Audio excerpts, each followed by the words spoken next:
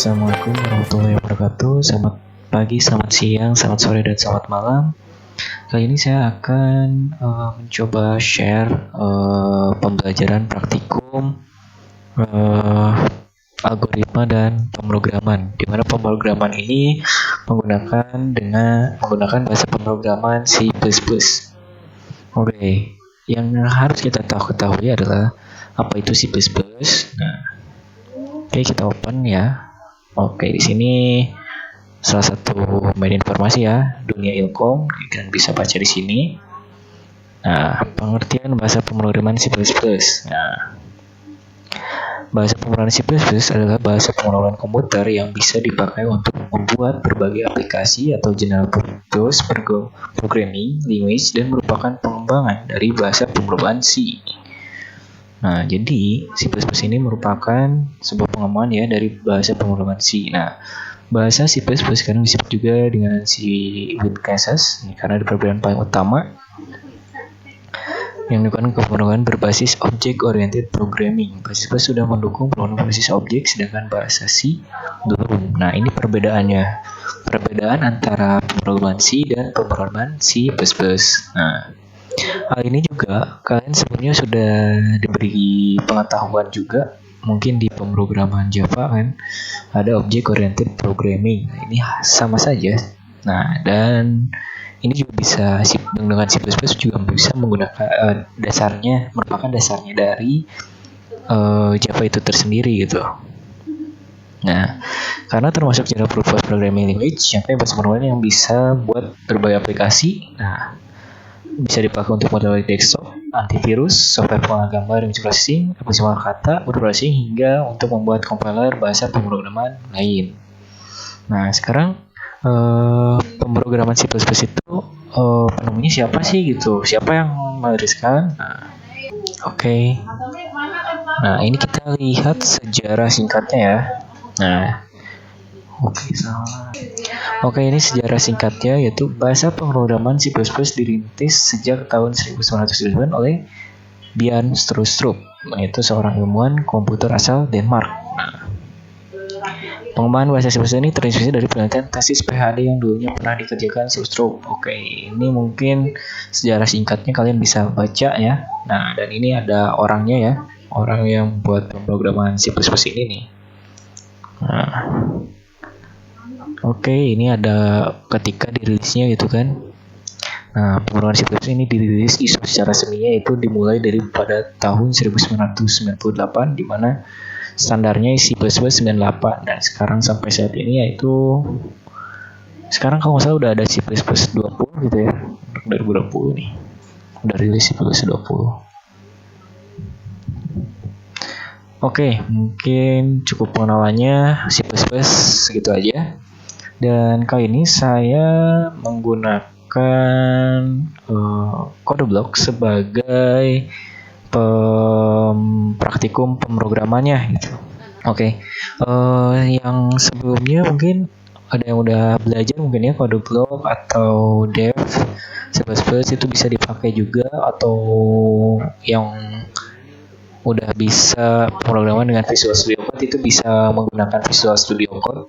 Karena kalau di Visual Studio Code itu tinggal menambahkan ekstensinya saja seperti itu. Nah, kalau misalkan pengen menggunakan kode blok, kalian bisa download di sini. Tapi saya sarankan menggunakan kode blok ya, karena kali ini prakteknya kode blok. Kalau nggak Visual Studio Code itu akan nggak apa-apa itu Visual Studio Code, karena nanti pas waktu praktikum array terus loop prosedur dan fungsi itu nanti pematerinya akan menggunakan Visual Studio Code gitu. Nah, ini saya akan mencontohkan itu pendownloadan kode blok ini. Nah, kalian ketikkan dulu aja di search kode blok seperti ini. Nah, masuk ke download saja langsung ya. Nah, download the binary release nih. Download the binary-nya. Nah, kalian di sini bisa pilih ya. Ini ada Linux, macOS, bebas ya di sini. Nah, ini saya ambil yang ini. Nah, kalian cari kode blok yang seharinya paling tertinggi gitu update-annya. Dan saya sarankan menggunakan kode bloknya ini yang sudah terinstall compilernya seperti MainGW ini nih. MainGW setup. Nah, ini kalian saya sarankan mendownload yang ini. Nah, dan kalian bisa downloadnya di sini nih. Bisa lewat FlashHub, SourceForge. Saya biasa menggunakan SourceForge ini. Misal kalian tinggal klik aja itu, langsung kalian tunggu nanti dia auto download sendiri gitu. Setelah itu kalian masuk ke directory downloadnya ya. Nah, software aplikasi. Nah, misalkan saya udah ngedownload. Nah, ini nih 20.03 MainGW setup.exe ya. Nah, ini kalian run aja. Yes, nah akan tampil seperti ini terlebih dahulu. Kalian next aja, agree. Kalau mau baca silahkan membaca. Dan ini MainGW compiler suite. Usahakan ini yang udah menginstal dengan MainGW setup ini harus sudah terchecklist semua ya. Next, langsung ini install aja ya, karena saya udah nggak perlu lagi gitu. Kalian tinggal ikuti langkah selanjutnya. Setelah itu kalian buka kode bloknya. Oke, buka kode bloknya. Dan kalian langsung ke file new project aja. Project, misalkan nah ini masuknya ke console application ya. Console application, double klik aja, kalau nggak go juga nggak apa-apa. Nah, pilihnya yang C++ ya, jangan yang C. Nah, C++. Nah, langsung next. Nah, langsung kalian ini aja penamaan project title-nya apa gitu. Misalkan yang karena ini pertemuan 1 ya, misalkan pertemuan 1.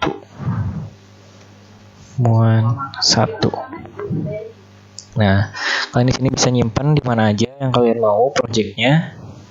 Langsung klik OK. Nah, langsung klik next ya. Klik next. Nah, pastikan ini di GNU GCC compiler ya. Oke, langsung klik finish. Oke. Nanti dia akan muncul seperti ini. Kalian klik main cpp-nya ya. Klik di folder source. Nih ada folder source. Klik main cpp-nya. Nah, maka akan tampil tampilan default seperti ini. Nah, di mana encode ini merupakan sebuah header-nya gitu ya. Header-nya. Nah, ini kita cek ya. Nih. Si header itu apa? Nah, kita perhatikan. Nah, header-nya ini itu merupakan bagian deklarasi include ya. Terus ini ada using namespace ini merupakan bagian deklarasi dari namespace. Nah, ini bagian deklarasi fungsinya. Tempat kita menuliskan kodenya yang tadi tuh yang integer main. Nah, di sini ada keterangannya ya. Nah, deklarasi include fungsinya mendefinisikan library. Nah, pustaka apa saja yang akan kita gunakan dalam program, dan library bisa kita anggap sebagai program lain yang ingin kita gunakan dalam program kita. Ini contoh defaultnya itu menggunakan pustaka IOStream. Nah, library ini berisi fungsi-fungsi untuk melakukan input dan output. Nah, karena kita menemukan library yang di-include ekstensi seperti .h, stereo.h, .cpp, .hpp, .cc, .c, dan sebagainya. Nah, ini ada contohnya ya, include.h ini kayaknya library untuk pengaturan matematika gitu. Kalau misalkan kita ingin mengimplementasikan rumus-rumus matematika, bisa ini dipanggil library ini. Ada signal.h, ada time juga, ada hello.h, ini bisa. Nah, seperti ini ya. Nah, sama memiliki arti yang sama, yaitu gunakan arti yang lain ke dalam program ini. Punya jenis file yang diimpor ada .h, .cpp, .hpp, .cc, dan .c, file dari C. Nih, .cc berarti artinya header file dari C. Nah, di sini kalian bisa baca juga perbedaan yang lain terdapat pada simbol yang digunakan untuk include. Jika menggunakan tanda kurung nih, siku, maka program akan mencari library ke dalam sistem komputer kita. Nah, sedangkan menggunakan tanda petik akan mencari ke lokasi yang ditentukan di sana nih. Contohnya kayak gini. Kalian bisa baca aja ya di sini. Tapi kita feedernya sekarang kita hanya menggunakan IOStream ya, yang daftar pusakanya ini, yang default aja. Oke. Nah, di sini bagian akhirnya namespace. Nah, namespace ini bersifat opsional, bisa ditulis, bisa tidak. Nah, namun kalau misalkan nggak ditulis ya, nah, ini ada penjelasannya ya. Ketika kita menggunakan using namespace std, karena fungsi paling stream dibungkus dalam namespace std. Nah, ini dia ketika std dia langsung fungsi chim dan contohnya pada stream tanpa perlu diawali lagi dengan std gitu, karena sudah disebutkan di atas gitu, using namespace std. Kalau misalkan kita nggak menggunakan using namespace std di atasnya, maka kita wajib menuliskan misalkan std cout hello world. Nah, std cout belajar C++. Nah, seperti ini ya. Lalu bagian fungsi ini, bagian ini adalah bagian terpenting. Nah, di situ kita akan menuliskan kode programnya gitu. Fungsi man. Nah, seperti itu. Nah, ini contohnya ya, yang tadi. Nah, fungsi man ini adalah cout hello world return 0. Kayak gitu. Oke. Mungkin itu ya yang perlu kita kenalkan terlebih dahulu. Langsung ke projectnya aja. Nah, sekarang bagaimana cara kita ingin menginputkan sebuah program. Jadi ini kan hanya berupa inputan saja dan begini inputnya. Nah sekarang sebelum ke sana, saya tipe-tipe data kita harus kenali terlebih dahulu ya. Nah, tipe data yang ada di C++ ini ada. Nah, ini jenis tipe datanya ya. Nah, ada yang primitif. Ini sebelumnya pasti sudah dipelajari juga di Java ya. Ada primitif data seperti integer, float atau double. Integer kan untuk angka bulat 5, 7 atau 48 sampai 48 ya. Nah, float, double, tipe data untuk pecahan ini 3,14 untuk bilangan-bilangan yang ada koma-komanya tuh bulat ya berarti ya. Yang bulat. Terus ada tipe data boolean, ini untuk menentukan true atau false. 01 kan ya. Tipe data char, satu karakter sampai persen nih ya. Ada karakter. Terus tipe data void juga ya. Nah, data khusus yang menyatakan tidak ada data. Jadi ini void. Nanti ini kita akan bahas di materi selanjutnya nih, yang fungsi dan prosedur. Nanti ini akan kita dibahas. Dan ini ada non primitif. Nah, non primitif ada string, array, struct, enum, pointer.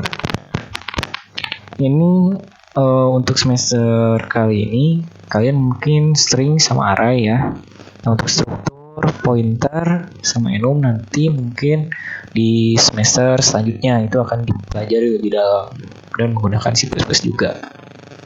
Oke, kalau setelah kita tahu itu tipe data dari masing-masing ini, kita bisa mendeklarasikan tipe datanya gitu di C++. Nah, misalkan kita akan mendeklarasikan sebuah string. Nah, misalkan string misalkan nama.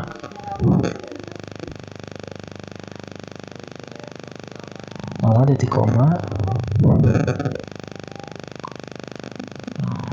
Maka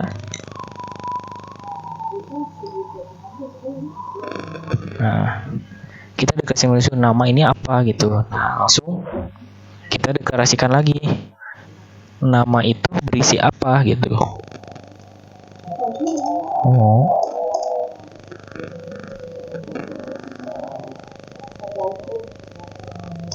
Nah, misalkan kita akan isi nama ini dengan Kitty gitu, namanya Kitty gitu. Nah, maka hasil keluarannya kalian bisa tuliskan aja nama.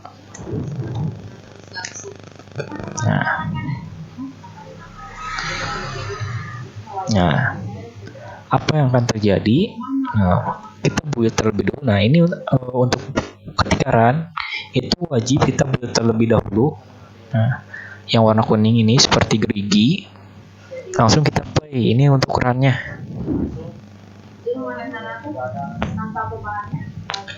Langsung klik ya runnya. Nah, apa yang akan terjadi? Nah, maka hasilnya akan menjadi Kitty. Nah, hal sama yang tadi kita ketika Hello World ya. Apa yang akan terjadi gitu? Kalau misalkan cuma Hello World aja gitu. Ketika kita running nih dia akan menampilkan berupa kata aja gitu. Sama halnya seperti ini tadi. Cuman bedanya yang tadi itu dideklarasikan terlebih dahulu tipe datanya apa. Seperti itu. Kalau misalkan dideklarasikan terlebih dahulu tipe datanya itu bisa untuk inputan juga. Kalau misalkan kita hanya menuliskan kutip 2 Hello World itu seperti kita menuliskan sebuah kalimat saja gitu. Tidak dideklarasikan ini integernya apa, melainkan hanya teks biasa saja. Namun ketika kita sudah memasukkan tipe datanya dan itu melahirkan nantinya akan mendapat sebuah fungsi gitu, fungsi tertentunya gitu. Oke, kita akan coba lagi. Nah, sekarang coba kita menggunakan inputan. Inputan di sini dalam std ini ada namanya cin ya. Untuk inputan itu cin. C-in, kan kalau di sini C-out. Nah, ini kalau inputannya berarti cin gitu. C-in. Oke, kita langsung aja nih. Kita tuliskan terlebih dahulu ya.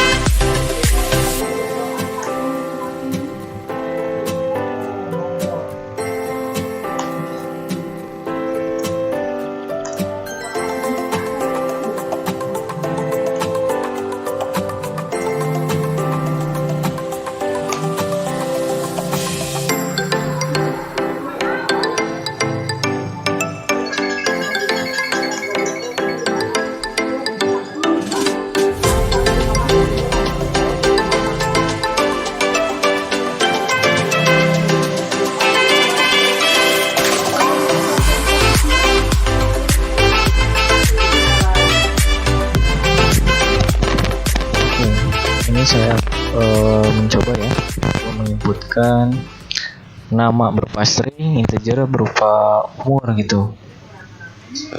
Nah, di sini ada cin, cin nama dan cin umur gitu. Untuk masukkan cin. Ini ada perbedaan ya, dimana kalau misalkan chatbot itu masuknya ke sini ke dalam, kalau cin itu keluar. Nah, ini perlu diperhatikan ya, karena ini sering terjadi error itu ketika kita menginputkan gitu, inputkan ternyata salah ininya, kebalik gitu. Di sini kita menggunakan inputan dan keluarannya apa? Nah, keluarannya seperti apa? Ya kan saya pengen, ya udah karena inputannya nama umur, ya udah kayak saya tambahin aja komen nama saya, masukkan yang hasil inputan, langsung umur, masukkan yang inputan dari umurnya berapa, kayak gitu. Oke, kita coba build terlebih dahulu. Oke, udah berhasil ya, tidak ada yang error ya. Tandanya kalau misalnya udah press termilih ini tidak ada yang error. Langsung kita run. Oke, nah, oke ya. Bedanya ya, checkout sama chain ini dia pasti kalau misalnya chain pasti disuruh masukin inputan terlebih dahulu karena kan kita udah menggunakan chain. Oke, kita masukkan namanya. Namanya misalkan Udin. Nah, umurnya berapa? Umurnya misalkan 19 ya. 19. Nah, ketika kita enter. Nah, nama saya Udin, umur 19. Nah, dia pasti akan seperti ini. Kayak gitu. Oke, mungkin cukup paham ya. Oke, kita lanjut lagi. Nah, sebenarnya di sini ada kegunaan inline ya. Di app ini pasti ada inline. Inline ini untuk apa sih? Nah, inline ini seperti break gitu, seperti enter kalau misalkan di Microsoft Word gitu. Enter, kayak gini kan, enter gitu. Kalau misalkan tidak kita mengklikkan inline, kalian percuma aja gitu ketika kalian menuliskan nama saya ini. Nah, misalnya contohnya ini gitu ya. Ini bukan ini dah. Misalkan ini ya, ketika menuliskan keluaran itu outputan tanpa menggunakan inline, ini akan bersatu gitu. Contohnya misalkan kita cuman checkout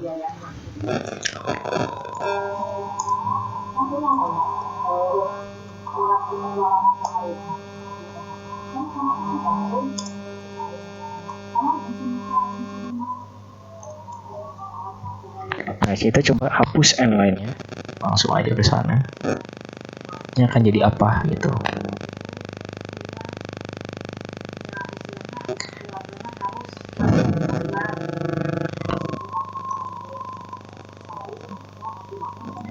Nah, di sini loh bisa kita lihat.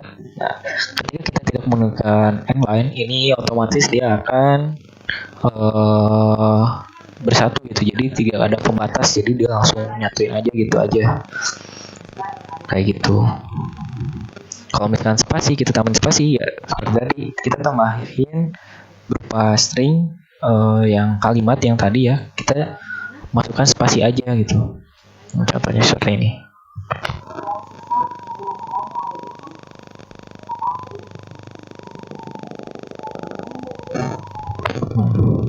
Kalau misalkan kalian pilih spasi ini aja si COTS-nya tinggal kasih spasi. Nah, ini dia akan mendeteksi. Kalian buat terlebih dahulu biasa, atau enggak ketika kalian ingin langsung gitu ya, ketika build langsung run, ini ada nih build and run, dia otomatis nih langsung sini.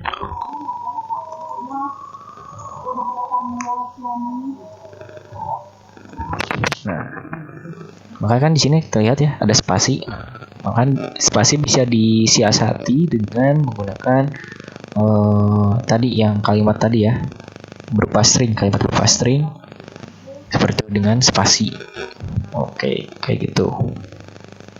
Oke, setelah kita tahu bagaimana inputan itu bekerja dan tipe data juga udah paham tentang tipe data, di sini kita akan membuat sebuah biodata diri kita. Ini saya udah ada contoh. Nah,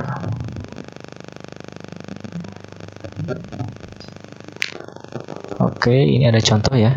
Nah, ini berfungsinya untuk buat biodatanya seperti ini. Nah, oke, mungkin kalian akan ada ini ya, ada getline ini mungkin kalian baru asing.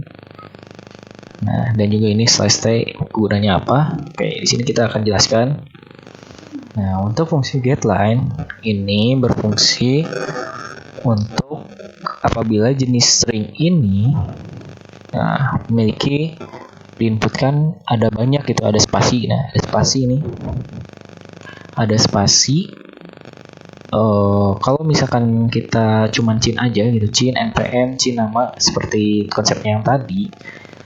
Kalau misalkan nama kalian misalkan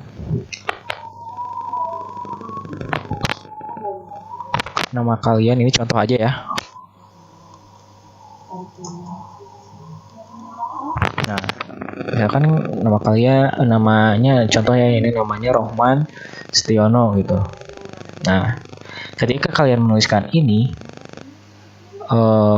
dan menggunakan cin biasa aja nih kayak gini, ini dia tidak akan menampilkan Rohman Setiono tapi hanya Rohmannya saja. Nah, yang spasi itu tidak akan ke bawah, spasi ke sana tidak akan ke bawah. Nah, malahan bisa terjadi seperti ini. Rohman misalnya jadi kayak gini di bawahnya. Dia akan menutupi misalkan di sini ada kelas nih ya.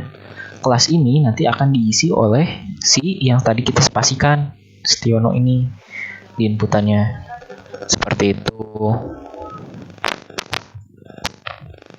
Oke, kita contohkan terlebih dahulu. Oke, langsung aja kita build. Langsung kita run. Nah, masukkan data ya. Nih.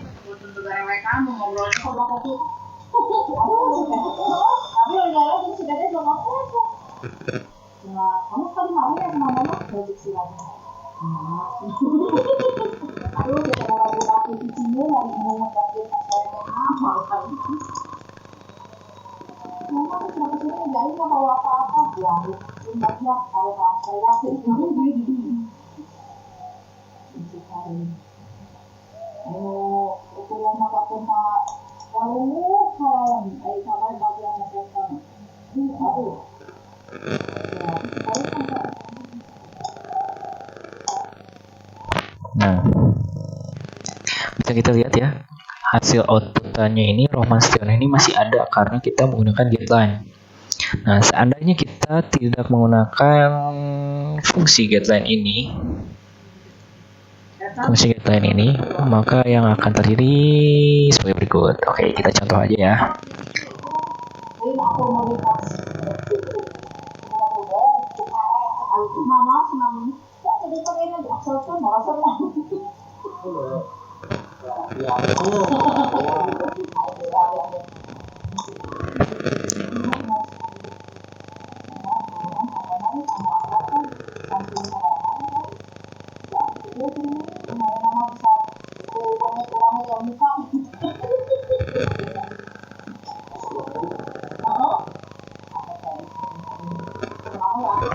Bagaimana ya?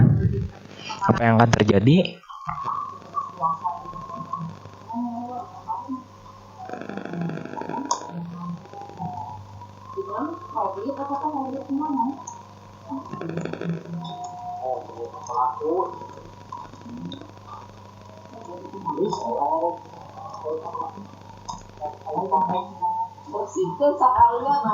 Nah, lihat apa yang akan terjadi. Isi kelasnya dia akan ngaco gitu isi kelasnya tuh kan.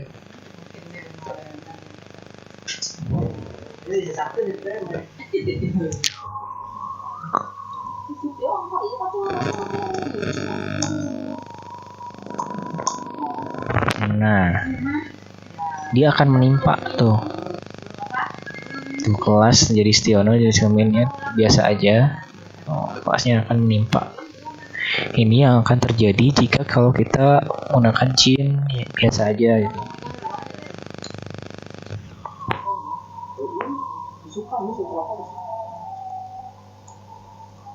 Oke, mungkin seperti itu. Ini mungkin bisa ditulis terlebih dahulu ya. Maka ini akan menjadi laporannya gitu. Nanti setelah kalian melihat video ini, kalian buat sendiri biodata kalian dengan kalian melihat ini, kita samakan aja dengan tipe data codingan yang ada di sini. Oke, kalian bisa screenshot terlebih dahulu.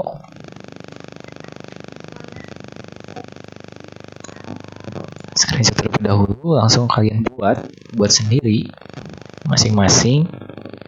Dia menggunakan kode bloknya masing-masing. Lalu buat laporannya ya, yang tadi kalian pelajari sampai ini gitu.